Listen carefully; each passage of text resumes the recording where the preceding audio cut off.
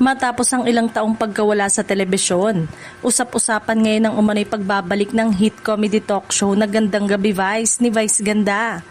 Ayon sa ulat ng Bandera, isang source umano ang nagkumpirma na nakatakdang umere sa GMA7 ng programa. Matatanda ang huling napanood ang GGV noong March 2020, kasabay ng panahong naapektuhan ng pandemic ang production ng maraming programa sa telebisyon. Simula noon, marami sa mga tagahanga ni Vice ang umaasang maibabalik ang programa na nakilala sa masasayang interviews, kulitan at memorable moments kasama ang iba't ibang celebrity.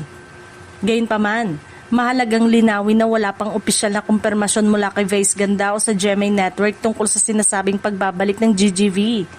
Wala rin umanong ibinigay na eksaktong premiere date, time slot o iba pang detalye tungkol sa magiging format ng programa.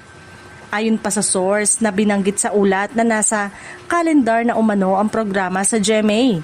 Nang tanungin naman tungkol sa posibilidad na mapanood din ng GGV sa TV5 kasunod ng pakikipag-collaborate ni Vice Ganda sa Media Quest. Sinabi umano ng source na wala siyang impormasyon tungkol sa deal ng komedyante sa kapatid network. Hindi nakapagtatakang marami ang natutuwa sakaling tuluyang maibalik ang Gandang Gabi Vice sa loob ng maraming taon.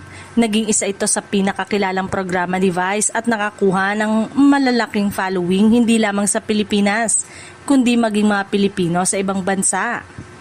Hanggang ngayon, patuloy pa rin pinapanood online ang ilan sa mga lumang episode at memorable clips nito. Sa ngayon, hinihintay pa rin ang opisyal na anunsyo mula kay Vice Ganda at GMA Network upang makumpirma ang buong detalye ng sinasabing pagbabalik ng GGV. Kapag natuloy, isa itong malaking television comeback para sa programang matagal nang namimiss ng maraming viewers.